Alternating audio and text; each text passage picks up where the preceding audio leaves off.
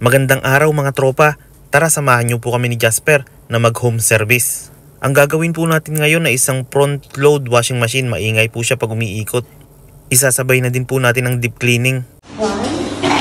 What dyan mo? Dito. Perfect ka.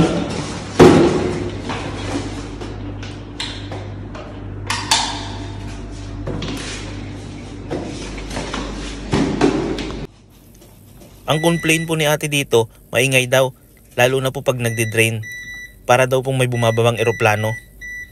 Isa pa po sa complaint niya ay medyo amoy loom daw po yung loob niya.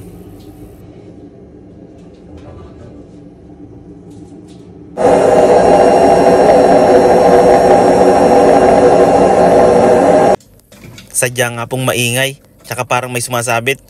Tara po buksan po natin para makita po natin kung anong problema nito. Isa po ito sa mahirap gawin, ang magbaklas ng drum.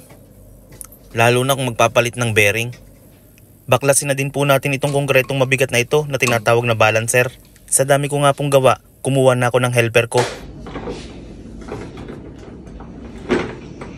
Yung kabila. Okay na yung kabila na.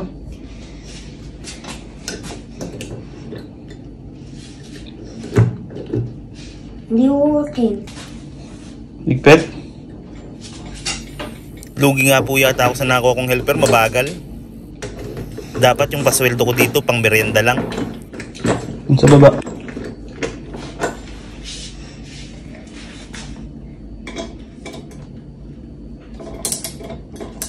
Which way?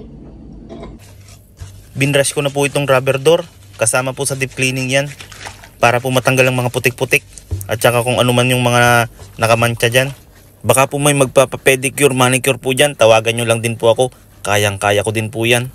Home service din po. Pagkatapos po natin i-brush at linisin ang kaloob-looban niya, ito na po tayo, magkukuskus na tayo. Para po siguradong tuyo at malinis. Ayan po, napakalinis na niya. Parang bago, napakakintab. Pwede nang ikabit. Isa-isahin na natin pong higpitan ang mga dapat higpitan. At ibalik po natin ng maayos. Siguraduhin natin na tama ang mga posisyon niya para wala tayong back job.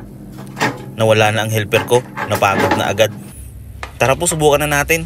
Kailangan muna po siyang isaksak bago subukan kasi hindi po siya gagana pag hindi nakasaksak. Bali ito na po siya ngayon. Quiet na siya, tsaka tahimik.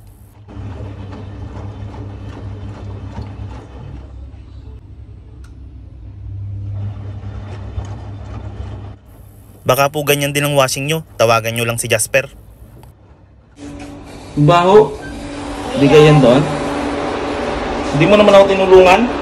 But you didn't pull me. Ha?